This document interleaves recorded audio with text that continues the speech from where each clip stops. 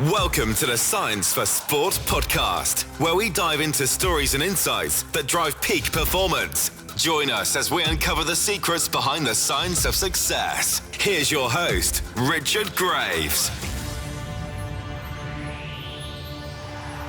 Hello and welcome to the Science for Sport podcast with me, Richard Graves. This week, we hear from the Seattle Sounders athletic trainer, Scott Armistead. He shares with us his journey from his home country, New Zealand, to Major League Soccer, and he discusses the importance of a player-first approach to training, the challenges faced by trying to integrate technology with data analysis in sports science, and the significance he places of building trust with the athletes he's working with. He also has some valuable advice to young aspiring athletic trainers. So, let's hear from him now. Unlocking sports science to push the limits of human potential. This is the Science for Sport podcast. Well, Scott, welcome along to the show. It's great to have you on all the way from Seattle on the Pacific coast in the United States, especially when you consider at the time of recording, it's around 6 a.m. local out there. How are things? They're good. They're good. Thanks for having me on. I appreciate the opportunity to be here and kind of just talk through and talk shop with you guys. Now, of course, you're the athletic trainer at MLS side Seattle Sounders. You're entering your second season with the franchise. Tell us a little bit about your story and your journey that took you to Seattle. Yeah, so obviously, as anyone can tell by my voice, I am not American. I actually grew up in New Zealand, so just outside of Auckland, New Zealand. Played at a reasonably decent level down there for obviously being in New Zealand. We were able to go to a couple of youth national type events. After that, managed to get a scholarship over in the United States, where I had a guy that worked somewhat as an agent that said, "Hey, would you be interested in it? Where are you looking to go?" Provided me with a group of colleges, essentially universities. And my parents saw one that were offering a lot more money than the others and said, "That's the university that you're going to be going to. Good luck over there. Head on over." So that was kind of, they also had what's called an athletic training program in the United States, which is essentially physiotherapy, but the United States version. I'm not going to bore you with the details of why I wanted to be a physio. It's, I think, similar to everybody else, where you get injured, you had a really good physio that you worked with, you thought, you know what, this could be a really good life journey for me, so that was it.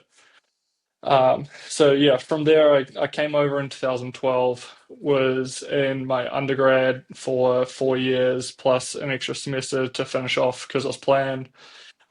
From there, I kind of wanted to continue working in the education setting and kind of continue developing as well. I understood what I was given within university and almost as if I wanted a little bit more. So I went down to Arizona, started my master's in sports performance down there, 2 years through COVID, which was an interesting time, getting to transition everything to not only my own classes, but teaching assistant onto, I got to see both sides of that spectrum where you're a student and you're annoyed because everything's online, and you're a teacher and you're annoyed because everything has to be online now. So I finished that in 2020. I got a job with a lower level pro team over here called FC Tucson.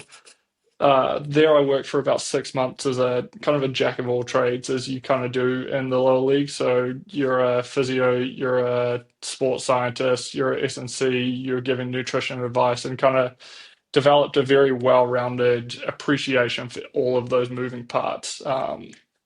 And one in part because it was interesting to me, and another in part just because you have to. You have no choice but to provide for your players, and when they're coming to you and saying, "Hey, what do you think?" you have to figure it out. Like I said, that was only a 6 month stint. I had an opportunity to go up to Cincinnati and join a MLS team, which I jumped on. The club down there were very supportive of me, which I'm incredibly thankful for, to say, yes, this is an opportunity for you to go and do big things. You should go and do it. So I moved to Cincinnati in 2021, which is also when I met my incredible wife. And from there on, we were there for 3 years, growing with the club as well. It was when I first joined, they were in the last of their three wooden spoons, the last of the league. By the time that I left, we had actually won the Supporter Shield, which is the highest standings within the regular season. So that was a fun journey and a fun growth. And then just again, continued development, looking to be a more well-rounded clinician. Said, hey, what about if we experience something else and experience a different club, different set of leadership? And that's where I ended up coming up to Seattle now. Well, let's delve into Cincinnati in a moment, but here you are from what you've told us. Somebody, a New Zealander, now fully immersed in the American lifestyle, but coming from a country where, let's be honest, rugby is king, going to another country where it's a fiercely competitive sporting environment, but the National Football League and college football dominates the landscape for large proportions of the year. Living in that environment, with your background taken into account as well, does that help you in what you've come to achieve as a professional trainer, physio, or is that something that you've picked up along the way and it just all blends into essentially what is the same business, which is treating athletes? I think it definitely blends in. I've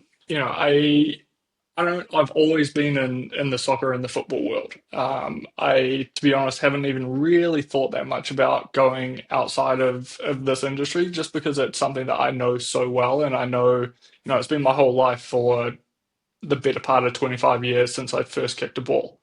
Um, it does give you a appreciation of different types of athletics when you go and talk to, physios or trainers that work in the NFL, or you're talking to the collegiate environment and what their athletes and players are going through. And a lot of the players, at least in the soccer world, coming through America have gone through that college setting. And you have an idea of what it is, but then, we were talking before this about the NFL players that have these ridiculous schedules that start at 6 a.m. and don't end until 4 p.m. and then they go home and wake up the next day and they do it again. And that's something that is definitely kind of ingrained through that college setting where you've got all these classes that you have to go to, otherwise you're going to get kicked off the team. But then you've also got your sporting life as well, and the reason that you're essentially going to the college and getting paid for university, now they're getting paid, being, the sporting event as well. So I think it's definitely a blend of soccer is what I know, soccer is what I love, and it's been my life for 25 years, as well as just kind of picking pieces from different conversations with different practitioners about, how do you guys do this? NFL season's very short comparative to the soccer season over here. So let's say you've got a grade two hamstring. How do you return them so quickly? Because, we can't do that here. We're going to get crushed if we bring him back quickly and then he redoes it again. So it's just different thoughts, different kind of processes, and honestly, some days just different budgets. It does come something as simple as finance in some instances, doesn't it? I guess. Okay, let's talk a little bit about your experience in Cincinnati then, because as you say, during your time there, they went from being the very worst in the division to the very top of the division. What was that like for you to experience personally, and how much do you feel you grew in your profession as well? It was a roller coaster. I think that's the easiest way to explain it. So I said I spent a little bit of time in Tucson. That was my first job within professional sports. And from that, within the first 4 weeks, maybe 5 weeks, the head coach got fired. And it was a very quick, oh, this Welcome to is pro this is sports. real. Yeah. Um, so I spent that time there, very short, moved up to Cincinnati. Within 2 weeks, the coach got fired. And I was looking around thinking, do I need is it me that do I need to tell somebody that I've gone through essentially now four head coaches inside of 12 Yeah, months? I don't But think you want to make that sort of news public when you're no. new to the role. So Yeah, so it was a very kind of shock to the system. And then I came into Cincinnati midway through the season. We didn't win a game the rest of the season. And I was sitting there thinking, I understand this is competitive. I understand that I've come to a team that is still developing and growing, but is this what I want out of my career right now? And I'm thankful that I stuck through it. We, had a little bit of a change of leadership, change of head coach, and developed a very solid group of practitioners within our sports medicine, sports performance department. And it turned into a point that, we would sit there and have very productive meetings and conversations about, well, we've got this injury happening. S&C would say, hey, I think we'd like to do this lift with him, which is going to produce this effect the next day. Is that session on the field really going to be relevant or practical, given he's going to have so much residual fatigue from the bigger lift in a reasonably big session? So it opened up a kind of multidisciplinary team approach in my eyes, coming from the only experience I had before was a jack of all trades where I was the entire team, to then developing into a room of 6, 7, 8 practitioners, all with different thoughts, ideas, and finding how do we then collaborate in the best way possible for ultimately the player.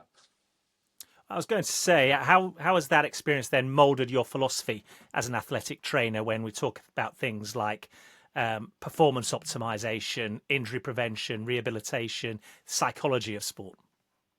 It's definitely driven the player first approach, and I think that that's a very hot key term within this industry. Everybody wants to be player centered. Everybody wants to be thinking for the player first and then themselves later. But it's definitely an approach where you think about not only the performance on the field, but also considering what they're doing outside of the training center, and thinking about this player's come in. We've done a CMJ test on him to check his neuromuscular fatigue, and it's low. Have a conversation with him and say, hey, this is low. Why is there anything that you can think of? And then all of a sudden you might have him pop in and say, well, yeah, my in-laws are in town. I've got the kid didn't sleep last night. My wife's not happy with me at the moment. And having a, holistic approach to how we do our rehabs, where it's more than just the numbers, but the numbers should always guide our rehab. Um, Having an objective assessment of where the player's at and then back that up with subjective feedback from the player and try and paint the picture, almost like a paint by numbers, where the numbers are providing us with the detail on the canvas, and then the player's subjective feedback is the actual paint that is then giving us the full picture at the end of the day. I And guess being that's the able to then, yeah, I guess that's the fine balancing act, isn't it, between having that holistic approach and listening, talking to the athlete and patient in question, and then marrying that with the data analysis that you and the team are receiving in order to find the best way forward. yeah, 100%. And being able to have an understanding of kind of all of the different components that come into the final product. It's a practitioner that can do a physio job really well is very useful, but a practitioner that can do a physio job really well and understands the sports science and understands strength conditioning and the nutrition, not so much to, guide the player in that regard, but to understand what the other people in the room are talking about, and then have productive conversations back with them about, this is happening. I can see where you're coming from with this. Let's talk about that, and just guide a conversation through understanding, through research, through the things that kind of make us well-rounded practitioners, but not only in our one little silo. It's a question I ask a lot of guests that we have on the Science for Sport podcast. How wary do you have to be of the sheer volume of information that current technology puts at your disposal? Because it's perhaps one of the fastest evolving, changing sectors in sports science Now, a couple of weeks ago, we had Jacques Grunwald from Catapult talking to us about their new Vector 8 system, which can take data live from up to 120 athletes at any one time. For you in your role, doing your job, it's a great, I'm sure, to have these assets at your disposal. Do you have to just check yourself occasionally, though, and put it all into context? Yeah, definitely. I think there's a term, paralysis by analysis. And it can be very easy if you have all of these different sources of data and all of these different streams of information to look at it and just get lost. And for me, So how that's do you guard where against that then? I think it's looking at what your individual and what your team's kind of how they weight each of those pieces of information.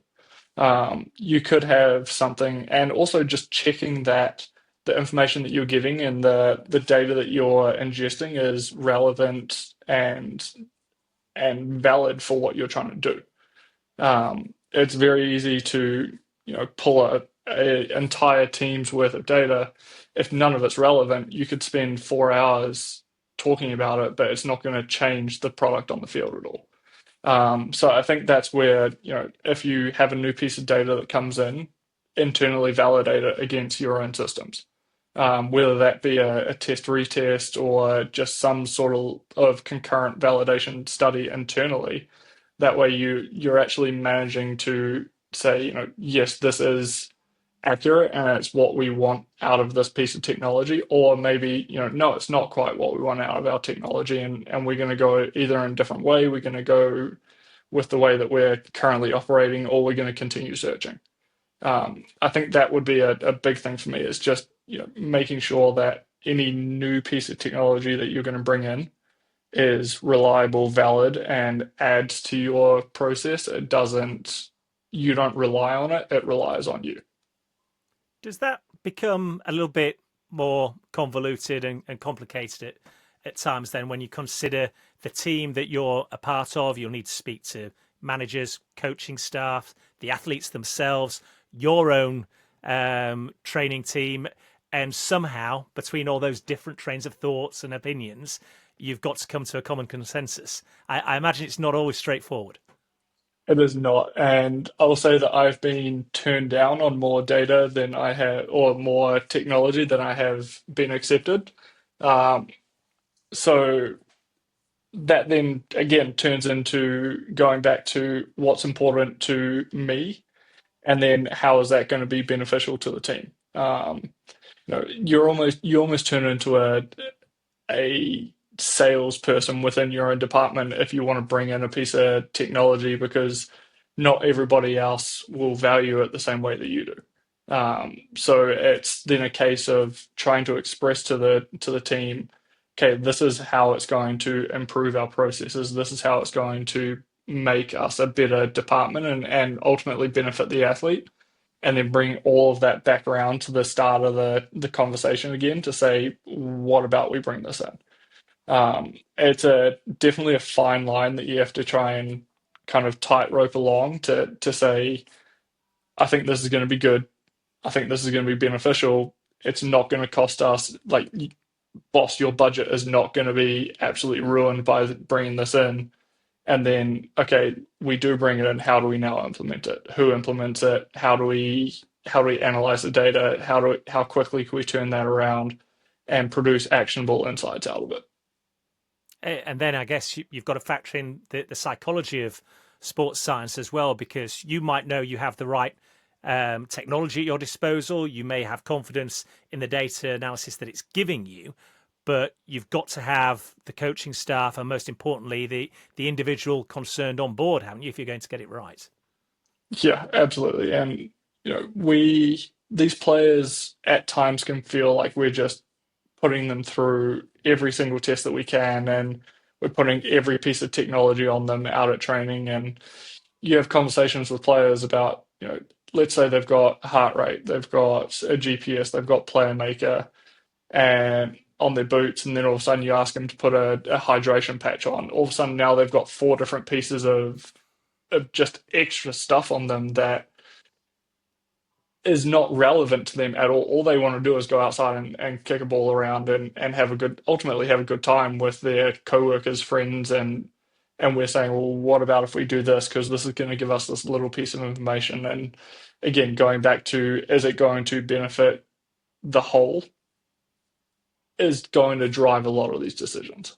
And I would say, arguably, putting four pieces of tech on a player to go out to a training session likely will not benefit many people outside of the one person putting it on them.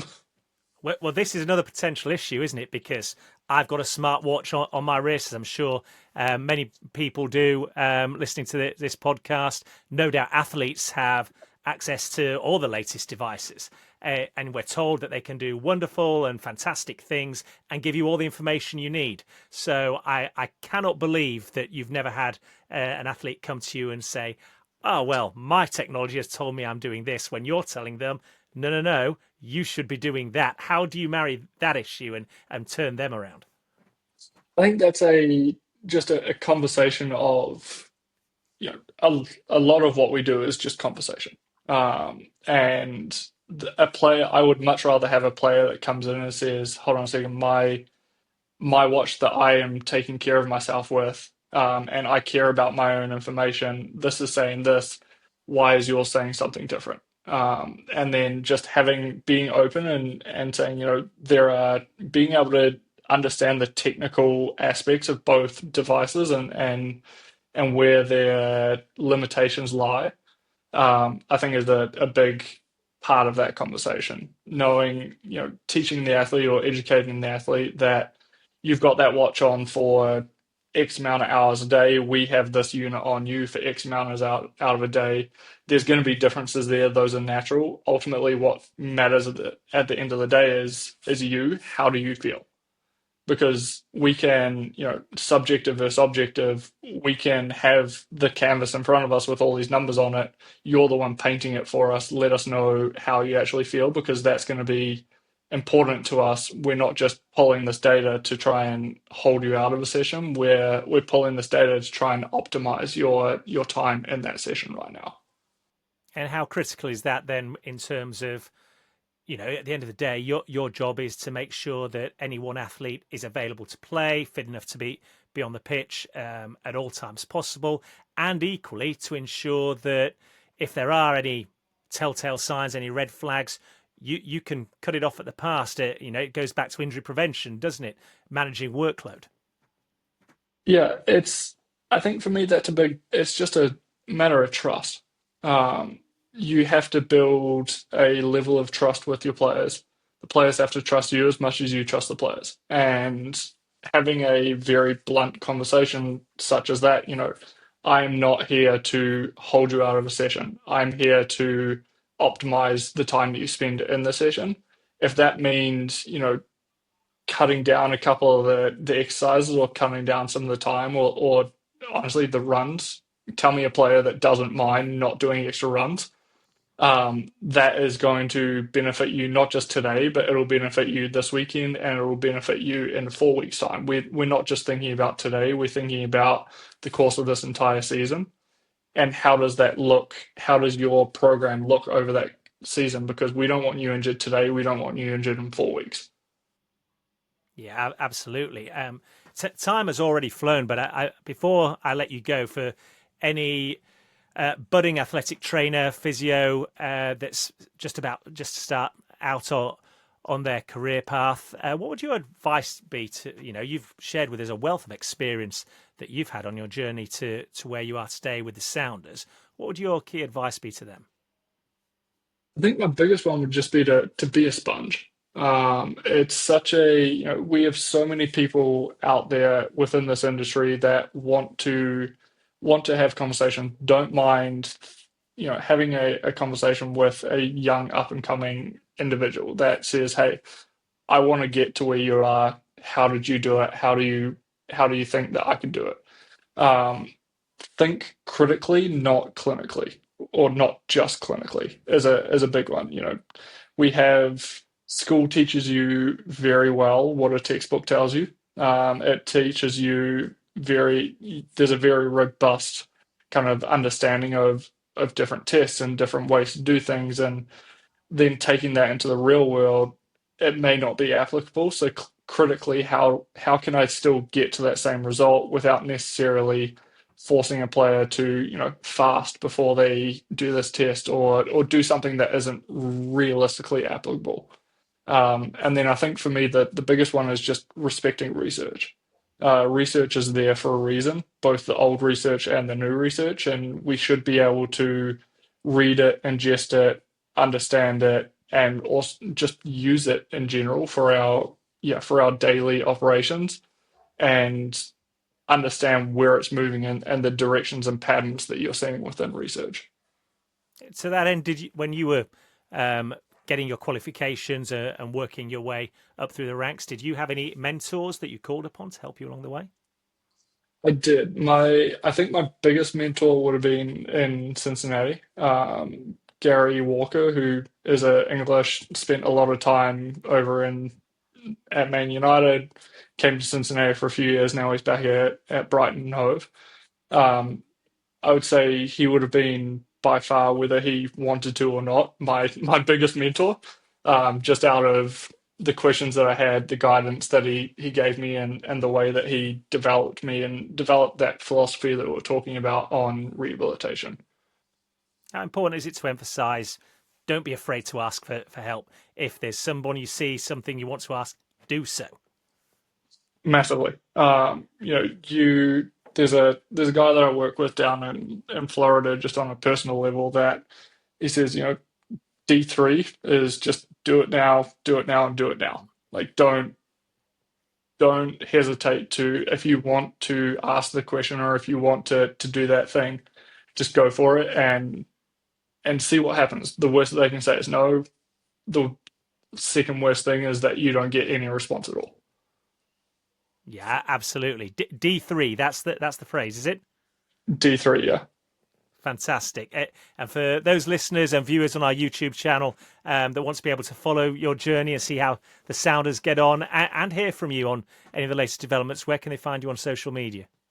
The best would probably be LinkedIn. Just Scott Armistead on LinkedIn. You could also arguably go X. I'm not as kind of prolific on X, and then Instagram as well, but Instagram I generally keep a little bit less public.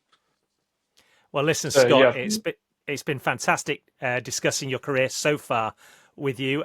Definitely look forward to seeing how the Sounders progress throughout the course of this season as well. And thanks for joining the show. I appreciate it. Thank you. Unlocking sports science to push the limits of human potential.